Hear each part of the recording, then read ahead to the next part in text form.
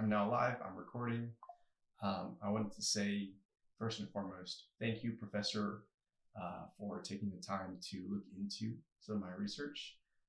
The reason that I'm recording this video just this way is first of all to introduce the social thesis that I've put together based on 34 years of my life experience and two parts of my culture, my American culture and my Vietnamese culture, coming together like a big puzzle. Okay. And it's led to this discovery that I have that essentially communication, moreover, the intent of how we communicate is extraordinarily vital to understanding each other and to working collaboratively in a contemporary society.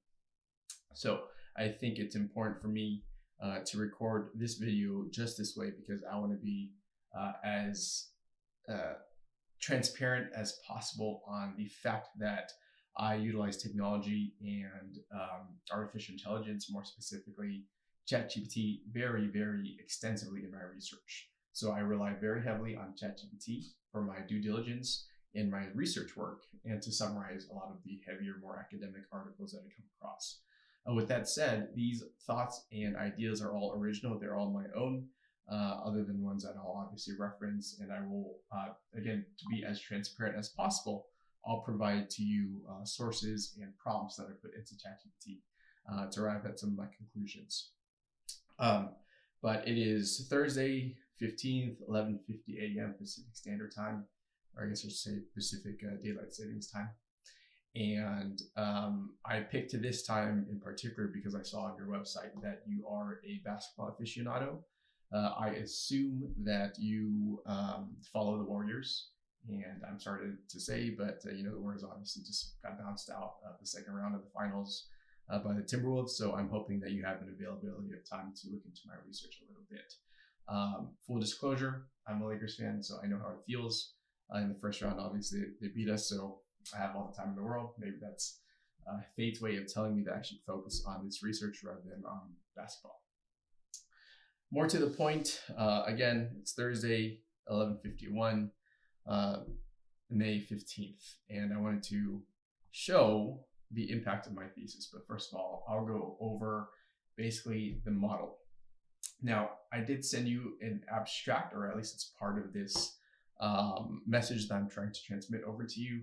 That abstract was, in full disclosure, fully prepared by ChatGPT. And the reason I decided to copy and paste it exactly is because ChatGPT's got a way of putting my message very succinctly in a way that you can perfectly digest what I'm trying to say. And I couldn't reword it or rephrase it any better.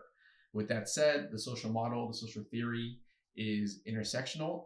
I think, in my opinion, are two main parts, is sociology and economics.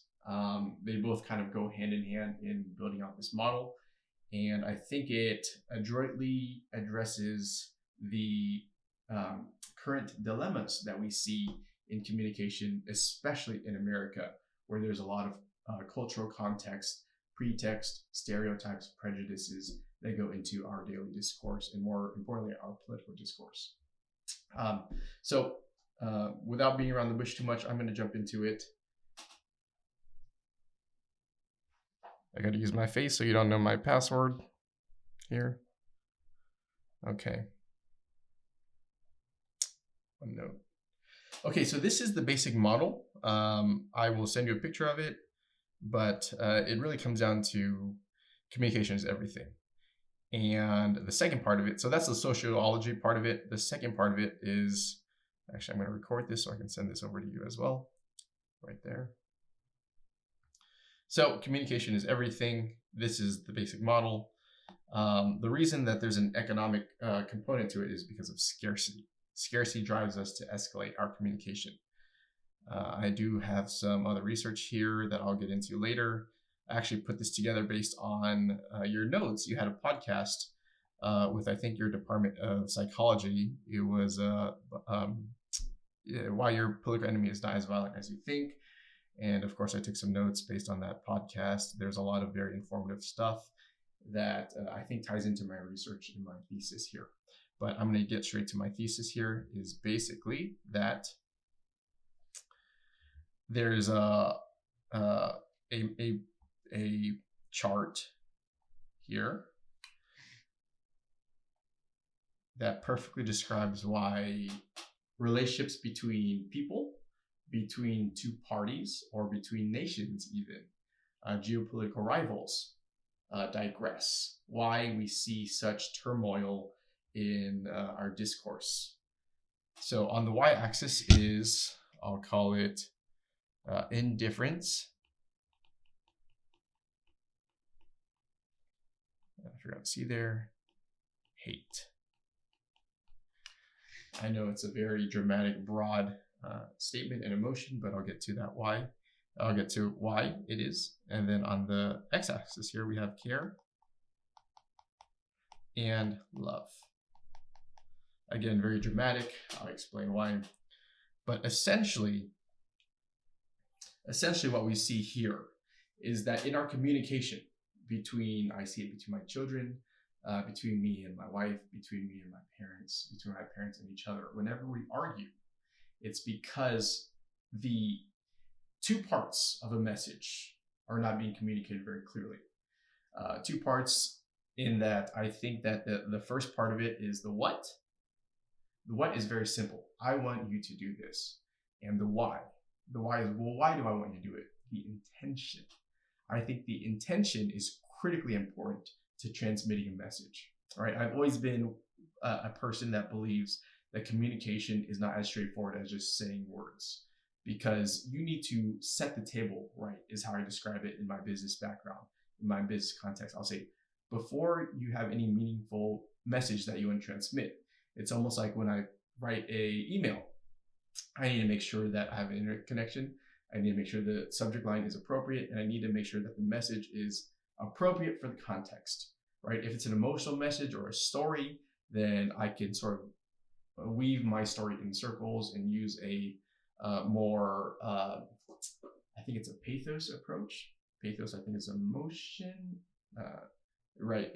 Pathos is emotion, logos is logic, ethos is ethical. So I can use a more pathos approach. Whereas if it's a business email, then I better use logos. I better get straight to the point and keep it as concise as possible. Sometimes people get offended, but it's business. So my point here is that I think it's very important in a business context and in a social context to set the table correctly. Now, part of setting the table correctly means that you need to understand the culture, the language, the communication style, and all down the list. In fact, I have this hierarchy, and I haven't ordered it yet, but there's so many things that impact how we communicate. There's language, culture, our values, our communication style, our age, and our generation within that age. Indoctrination is previous body of knowledge.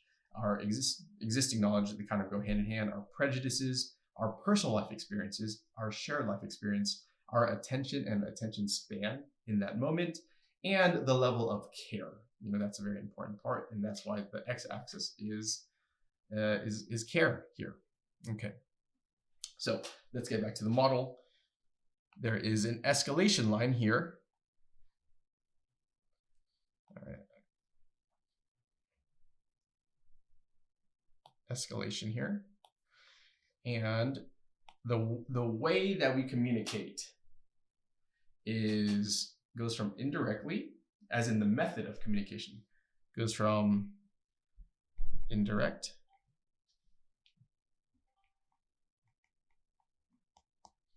is a baseline for a lot of culture, in that a lot of respectful cultures communicate indirectly.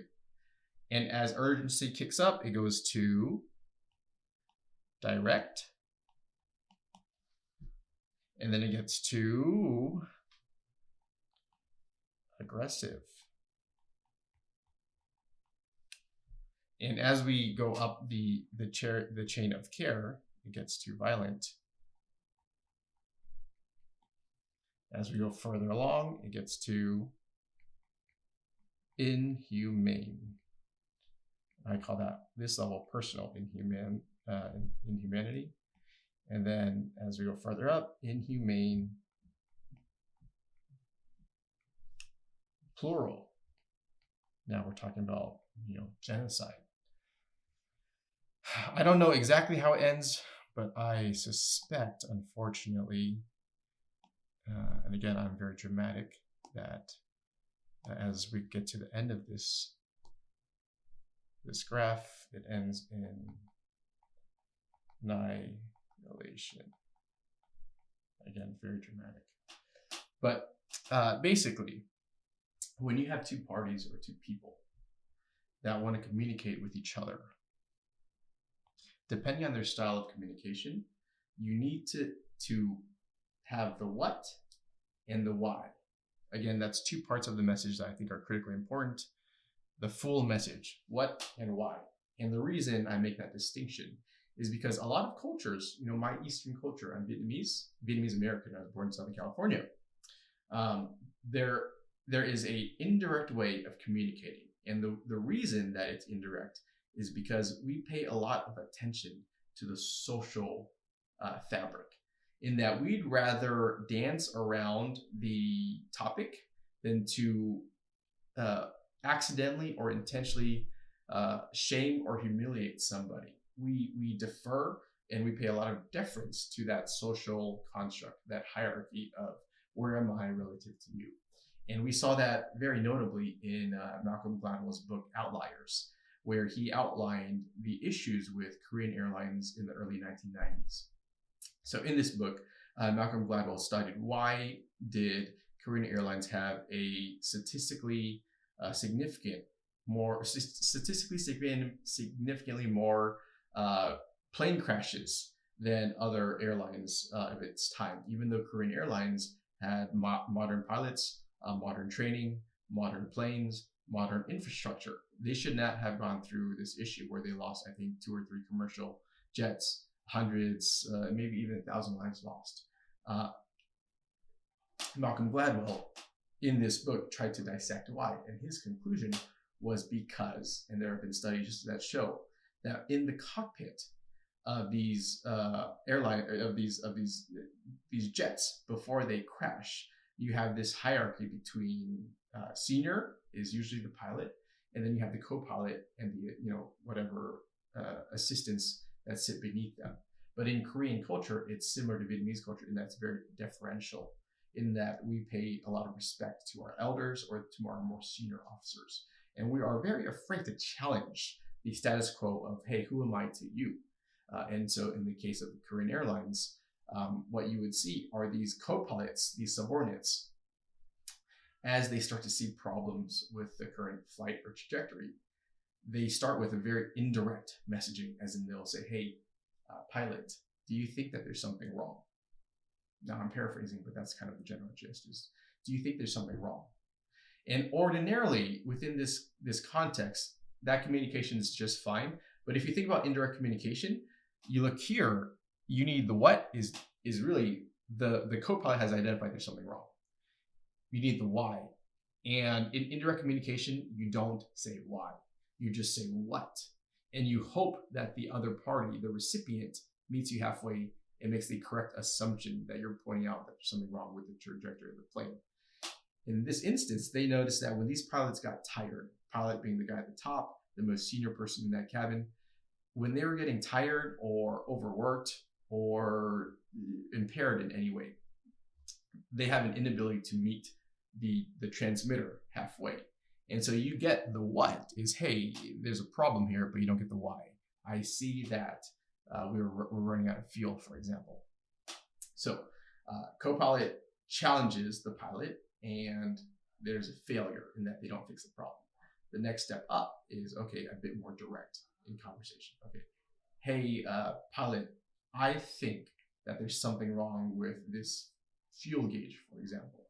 Now, at this point, it becomes a personal challenge in that the co-pilot has directly challenged the pilot. Now, the pilot has to come out of his train of thought and try to identify what his subordinate is trying to say to him. And in one case, the pilot even, I think, slapped the co-pilot and said, hey, everything's fine.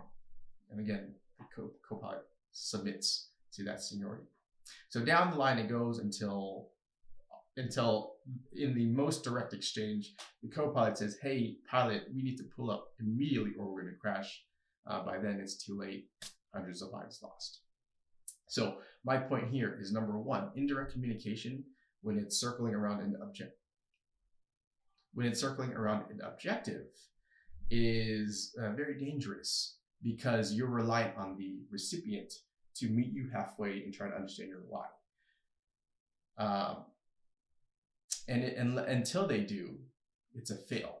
But the great thing is, in indirect communication, if you transmit an indirect message and your recipient meets you halfway and understands why you're transmitting that message, and you get it 100% right, there's a bond that grows. So I'm going to go back to the chart. That bond is in my chart, it's called love, right? It's a pass. You transmit an indirect message, they receive it appropriately, and they acknowledge you, and you acknowledge each other, and you're happy. And there's a moment where perfect. It's a win. You guys booked a win here. Now, if you fail, it leads to indifference, right? It leads to, depending on your level of care, if you transmit a message and they don't meet you halfway or they get it wrong, you kind of write that person off as, oh, they don't understand you, or there's a miscommunication, or they're too old and you're too young, or you're too this or that. They're black, you're white, you're poor, they're rich, what have you. Okay, now that's indirect. Now, as I explained, it gets more and more direct up this escalation chain, depending on the level of urgency or care. Escalation, depending on the level of care. So in the case of Korean Airlines, it went from indirect to direct because they really cared that they don't want to crash the plane, right? But even in daily discourse, the same phenomenon comes out. So Americans, the cool thing about Americans is that we are very direct. We tell people exactly how it is. Hey, Steve, you suck. You could improve in these ways.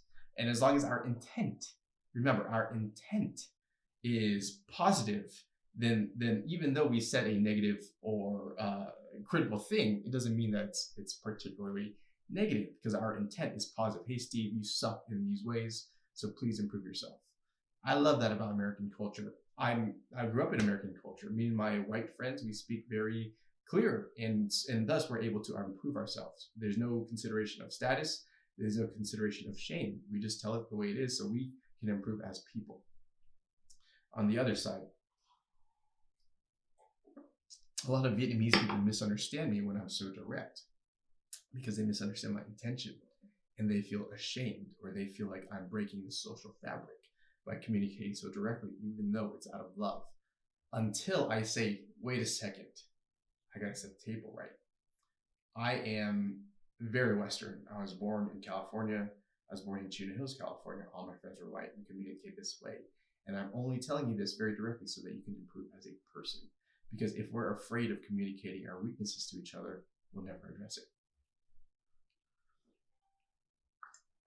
Okay, but the point here is when the what, hey Steve, you suck, and the why, I want you to improve, genuinely is communicated, full message in a direct communication, then you get a win, because now Steve understands, hey, Mike is saying this out of love, out of care, and Steve appreciates it more, right? So this goes to care or love. However, if I say, hey, Steve, you suck in these ways, and I never communicate the intent, well, now we got an issue here, all right? Now Steve either hates my guts. I gotta change the color here. Steve hates my guts. He thinks I'm a jerk. He thinks I'm not nice. Vietnamese people think that, oh, Michael is too direct, is disrespectful, what have you. I've seen my entire life, and this is how I had this epiphany at 34 on, hey, there's multiple ways to see the world. But if the other person doesn't care to understand my intent, they don't care, or they're too busy, or we're not that close. And let's say it's a comment I just make flippantly and I never see that person again. Well, that leads to indifference, right? As in, they just sort of set aside, hey, Michael is just a jerk. And they never think about it any further. They just kind of pencil that in, Michael's a jerk, that's it. They never improve, but they never also understand my intent. So that relationship fail leads to, like I said, indifference or hatred. I'll keep going. So let's say it's very important. It's not a matter of, hey, Steve, you suck. It's a matter I'm starving and I need food. Hey, Steve, can you give me some food, please? Okay. If Steve never gets my message, it's just, hey, Steve, give me food. That's the what, and not, hey, Steve, I'm starving. Please help me.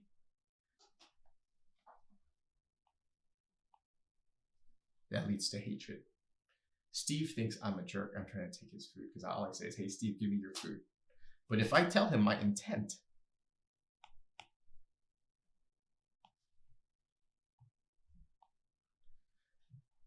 then we're on the same page. Then Steve understands Mike wants food because he's hungry and starving. Now Steve gets to assess, well, how much food do I have? Can I afford to give Mike some food? This teases into my secondary point on how it touches on economics. Is scarcity is a big driver, and not just real scarcity, by the way. The perception of scarcity oftentimes is a major driver in the level of care and in the amount of escalation as we move from left side to the right side on this escalation graph here. So that's where the economic impact intermingles with the sociology. Okay, but I'll save that for probably a future video. Okay, so Steve understands my intention. Hey, I'm starving. He wants to give me food. We kind of figured it out together. And I appreciate Steve's understanding, even if he doesn't give me food. If he understands, hey, Mike wants food because he's starving, and he tells me, hey, Mike, I only have enough food for me and my kids. I'm sorry. I can't help you today. At least I understand and I feel heard that he acknowledges what I want and why I want it. And maybe me and him problem solve, well, how do I get more food? Is there a way? Now it becomes collaborative. It's not me versus Steve. It's, okay, me and Steve are on the same team. Let's try to figure out a way to get more food, right? That leads to more love. That leads to more care. That's why I have the love down there. Now, again, a failure leads to more hate. Steve doesn't want to give me any food. He's probably greedy. He's probably selfish. He's probably, what have you. Okay, so direct gets to aggressive. Now my language gets very aggressive. Aggressive gets to violent at some point. If I really need food and I'm starving and I have to have it, Steve won't give it to me and we don't understand each other, but I have to escalate because, again, I'm starving. My kids are starving. So I have to violently take it from him. Now, there can still be and by the way, anytime my intention gets received by the recipient, anytime that happens, it resets to our default communication stage. That's the beauty of it. It will reset as soon as we understand the what and the why. The intention gets through. Now Steve sees, okay, Michael took my food, took it from me, but he's starving. And I can afford to let it go because he's starving. And you know what? I'm helping him out. That's okay. The next time we speak, at least we understand each other. Hey, Steve, I'm really sorry about that. I'll make it up to you in the future. But in that moment, I had to violently take it because I was starving. But as soon as the intent gets through, we're on the same page again. We're okay. He understands me. Even if he doesn't agree with it, he understands me. Okay. And I appreciate Steve even more. And in fact, I feel indebted to Steve. That's the human condition I took from you because I had to take from you. I'll find a way to make it up to you in the future. Now, what's a fail look like? I take Steve's food. He doesn't know why. He just thinks I'm being a thief. He thinks I'm the greedy one. He thinks that I just go around taking things from people. All right, now we're getting into real hatred territory. Because we can't just let it go. Remember, I'm starving. Or let's say I do become indifferent and I don't go to Steve, I go to somebody else. Then I commit a faux pas because Steve never understands why I try to take his food. And I think Steve is greedy because he won't share any food with me. That's a problem. And by the way, my glasses are running out soon, so I'm going to have to take away the POV perspective. Just a heads up. Thanks for your patience with me, Professor Willer. I'll try to get to my point more clearly. So, again, if I just walk away and Steve walks away, we're left in this stage of indifference, of this escalation change, and we don't get to reset. I never get my intention through. The key thing I'm circling around is intention. If intent is communicated clearly, then both parties are now on the same page. Okay. If it isn't, then it never resets. And Steve just thinks, hey, Mike's a jerk. He tried to steal my food. He tried to beat me up to steal my food, what have you. And he'll categorize me as a violent thief, and he'll avoid me in the future. That's indifference and hate, right? That's a fail. So same dynamic goes further out. Let's say Steve is a fighter and he fights me for it, and I have to end his life. So that's inhumane, right? Leads to hate. I'm sure he's going to hate me that I have to kill him. I'm sure his family hates me that his social circle hates me that I had to kill him for food. But hey, I'm starving. And I never properly communicated my intent, right? But if I communicate it, why did I do that thing? Well, you see in the American justice system all the time, people who are victims of violent crimes, if they understand that the perpetrator was in a emotionally distressed or distraught state, oftentimes you see forgiveness. But that doesn't really come until you understand why, the intent, even if you commit something extraordinarily inhumane. If there's a good reason, a good intention behind it, or any intention behind it, it's a path towards forgiveness. So it goes on further, inhumane plural. Now you're talking about genocide. Now you're talking about wars, right? I think as part of one of my case studies, I'm going to paint a picture that is, I would have considered completely insane 3 weeks ago, before I had a little bit of this epiphany and came up with this model and this social theory. In that, at that time, 3 weeks ago, I thought Putin was the most evil, violent scumbag on the face of the earth. I thought he was a modern day Hitler. But when I started to unpack the dynamic between Ukraine and Russia, modern day Russia, things started to make sense to me. Really, communication of intent is key. So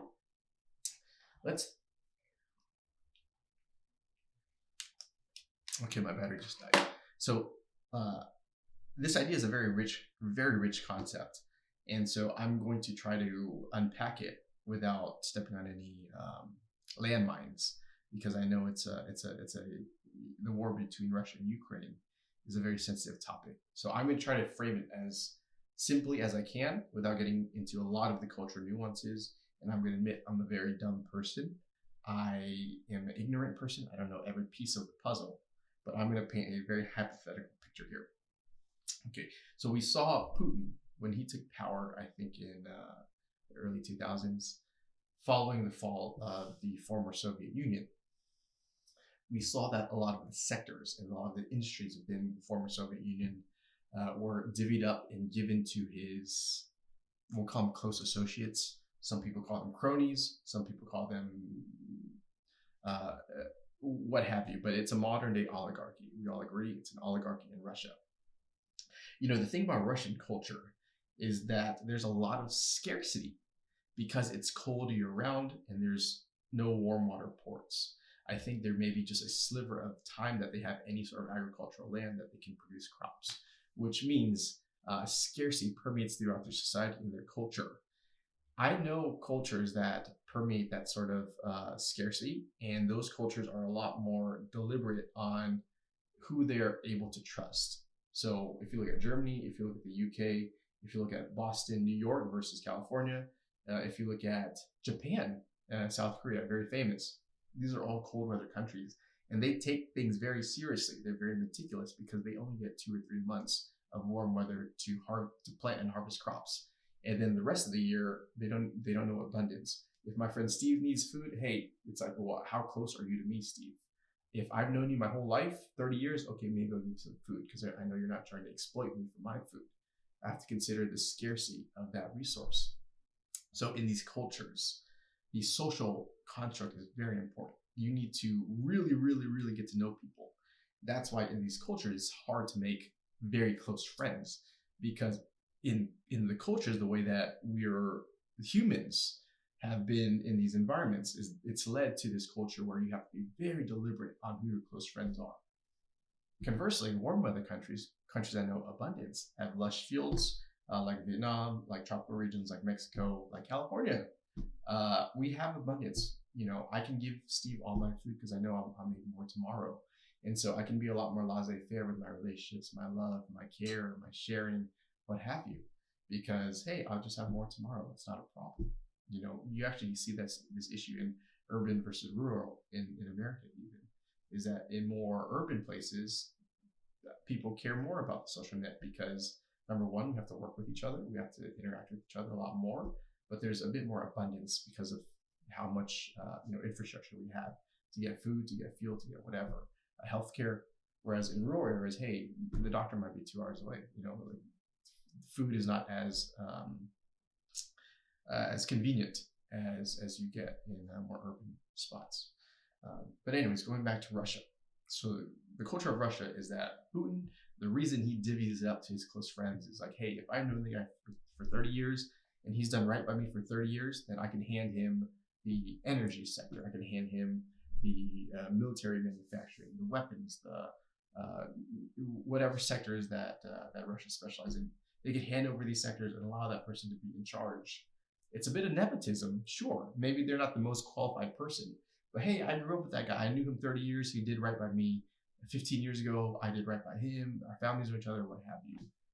Putin's thinking, this person at a minimum will do right by our country. Well, that calculation kind of blew up in his face, right? You had a lot of these oligarchs, especially the shrewd ones, the smart ones, the intelligent ones, that cut a lot of corners and use that power to personally benefit themselves financially. They extracted all of the resources from the nation of Russia. They extracted the resources and they divested internationally. They took that money and they took the money and they left. And now Putin's facing this dilemma of like, okay, well, we can't produce any food. Our people are starving. Our people aren't having any children. Think about that dynamic. If people aren't having children, it's really indicative of really tough times. That the future, kind of like the stock market, it's forward facing. The future of the nation is in trouble. If that's happening, people aren't having kids. You're actually getting that same issue in 2025 America, where the cost of childcare is very expensive, cost of education, very expensive. People are waiting longer to have children. My generation, we're waiting longer to have children, or they're not having children at all, which again is indicative of a scary economic future. Okay, back to Russia. So people are hurting, they're starving, the resources have been extracted by the oligarchs. And Russia is a very prideful nation in that they were a world superpower and now they're not. So there's a lot of posturing, there's a lot of ego that Putin needs to balance between, well, hey, our people are starving. My friends stole all the resources from this country versus no, we're okay. We have nuclear weapons. Wink, wink. We're still on top. Still look at us as powerful leaders of the world. Now you fast forward a little bit, and they're running out of resources. That money is just being extracted from the Russian system, and Putin's throwing people out of windows because he's getting pissed. Hey, you scumbag, you took all my food. You scumbag, you took all the energy. You blah blah blah. You did it for yourself. I trusted you. I'll throw you out the window. Right? Well, they start to communicate. And they're not communicating on a global level because remember, they can only trust the few people close to them. So I suspect they try to reach out to Ukraine. Hey, Ukraine, can we borrow your warm water ports? Can we share Odessa so that we have international trade year round? We can trade our energy for food. Can we take advantage of your lush green fields that you famously grow a lot of grains? They say no. No, we won't. Now remember, Ukraine was a big part of former Soviet Union. In a lot of ways, they're supposed to be like brothers. They communicate the same way. Their alphabet is Cyrillic. They're, for all intents and purposes, it's like It's like Republican, Democrat. We're Americans. Hey, we should be able to communicate with each other. But for whatever reason, well, mostly geopolitical reasons, Ukraine's like, no, Russia, you're on your own. Leave us alone. We don't get mixed in with your stuff. Because they have abundance, and Russia doesn't. So Ukraine is like, well, no, you guys do your own thing. Now, remember, this thing starts to escalate. It escalates. I bet the indirect communication became more direct. Hey, we really need help. Can you help us out? Ukraine says no. Okay, well then we're gonna march our troops close to the border. Like, we're serious. We're starving. Can you help us out? We need food. Ukraine says no. Well, now all of a sudden you get violent, right? You get violent. You get inhumane. You commit genocide. Again, it's hard for me to paint the perfect picture of Putin as a sympathetic character, but what if, in his escalation of communication, he left out the intent? Because if he were to say the intent, hey, we're starving, Russia is about to collapse, then the national pride of Russia is gone. His personal ego gone. He gets humbled as a leader. He gets removed. Let's say somebody else who's even worse than him, that doesn't understand the full picture of what Russia needs, takes over and makes things even worse. Can he afford those risks? No. So what does he do? He invades Ukraine. Now, I remember at the beginning of the war in 2022, I think it was March or April of 2022, I thought, either Ukraine's going to roll over and it's going to be a clean sweep, or Russia's going to give up, because what are they fighting for? They just want the land. What they want the port. It's not that big of a deal. Is it worth risking all these lives over? Now we're 3 years out of this ongoing war with no real end in sight, and the reason I suspect, truthfully, is that Russia is fighting for its life. Russia, the country of Russia as we know it, needs a warm water port, needs abundance, needs to have agricultural land so that they can feed their people. And if they don't, if they give up, if they cede that land, hey, we're talking about an extinction event for a whole nation. So it's tough. Ukraine doesn't want to cede the land, but Russia now is, stemming from the issues with the war. Now there's trade embargoes. Now there's economic issues with Russia. Now there's Europe is turning away from Russian energy. So now Russian money, Russian goods, Russian resources, they can't even go to the market and buy food, because they're saying, hey, we're not serving you anymore. The store has closed off to Russia. So what choice do they have? I think the only way to fix it is if Russia communicates its intent. Hey, we need help. We're starving. Our country's in trouble. The oligarchs have siphoned all that resource and divested it overseas. We don't have anything left. Please help us. If they had that message, I bet Ukraine, Russia, and the US, even China, could step in and help them out, because now we're on the same page. Hey, we don't want you guys to starve. Let's come up with a ground lease for our port. Let's come up with a trade resolution so we can get you some food. Let's build it into goodwill rather than bombing hospitals, killing children, committing inhumane murder. The reason that I wanted to apply for a PhD program at Stanford is twofold. Is number one, you guys are the number one in the nation, tied with Harvard for your sociology department. You're also tied with Harvard for your economics department. And my theory is the interwoven between this sort of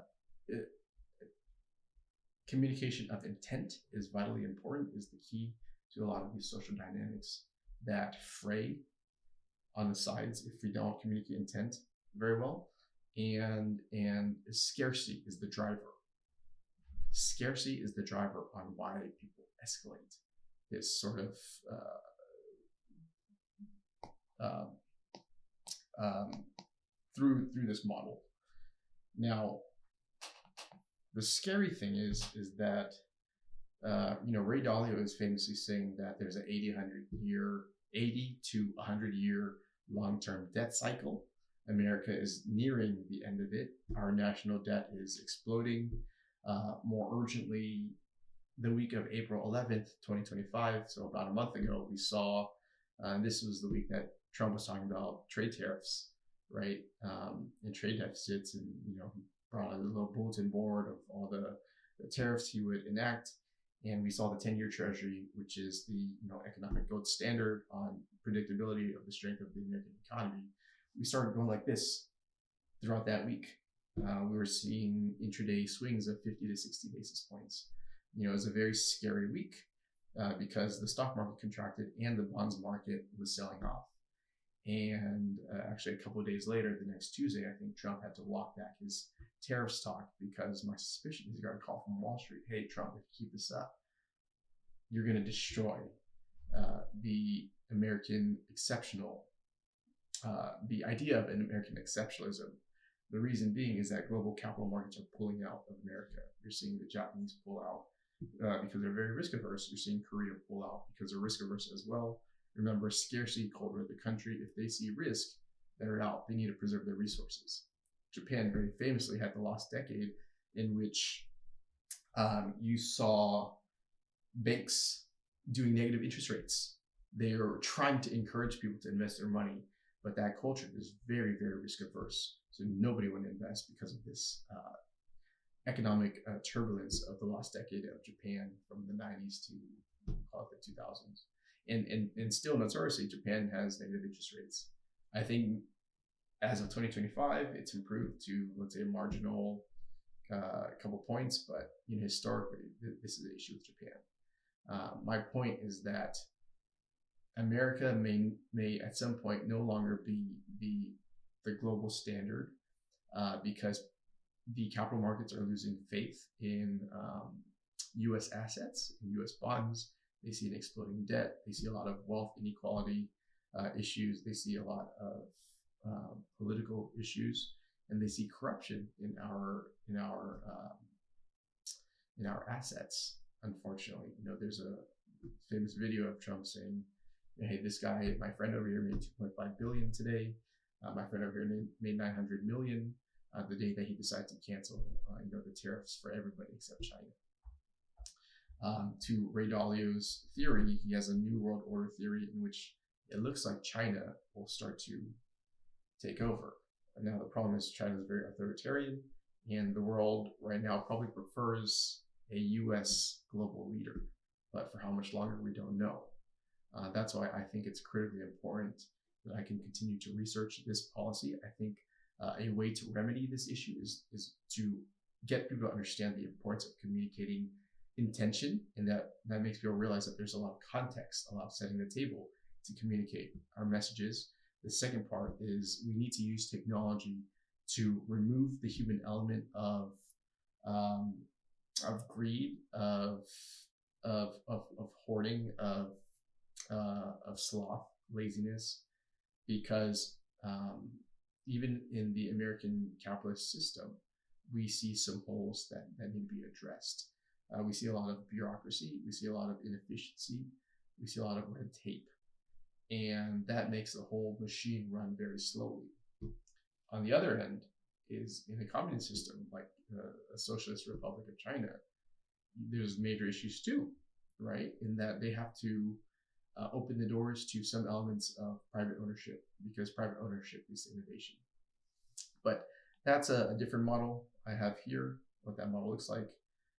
Basically 6 stages of scarcity, but for the purposes of this discussion, Professor Willer, I hope that you would allow me to discuss my ambitions with you, discuss my research and my theory with you.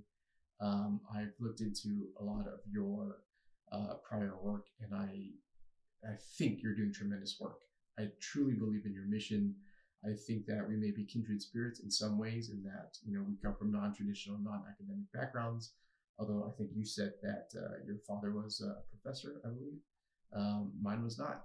Mine was a refugee. He should have been probably a brain surgeon or an academic. He ended up being a mechanic because he was one of the boat people that fled Vietnam. My father-in-law, the cool thing is an economics professor, very famously in Vietnam. So I do have some academia in my environment, but I really want to pursue a PhD so I can further my research and elevate my platform so I can try to help this society of ours, Democrat, Republican, rich, poor, what have you, start to heal as long as we get on the same page and get on the same team. Because as you adroitly point out, our politics has gotten very polarized, extraordinarily polarized, and that's scary. I think we need to change the paradigm because at the end of my model, it leads to annihilation. Truly, I believe that the world is in a very scary time. So again, thank you so much for hearing me out. I'd love to have coffee. I'd love to get on a Zoom. I'm based in Orange County, California. I can tell you more about my background. I can tell you more about my ambitions. I would love if you can hear me out. I'll provide links to all my ChatGPT research for full transparency. If I use any AI whatsoever, I'll make sure that you know it. But again, the point of me recording this video is so that you can see very transparently that I believe in this message. And I'm not, referring to any printout from ChatGPT. I do think that I'm onto something, and I think it has the power to be transformative. Now, again, this is just the theory on these. I think you point out, the status quo is one of your areas that you want to research. Is you want to prioritize social impact. You want to look into finding the right cure for the disease we're seeing in society with this lack of communication. So I think I've identified the root cause of a lot of these issues, and I hope that I have the panacea on, well, how do we get people to communicate better? Well, we help them verbalize the intent behind their decisions, behind their thinking, behind what they want. And once we can verbalize the intent, even if we disagree on the methodology that we use to fix the country, well, at least we know we're in it together. Hey, we care about America. I'm American born. America has given me and my family so much as refugee people. We gotta find a way to fix it.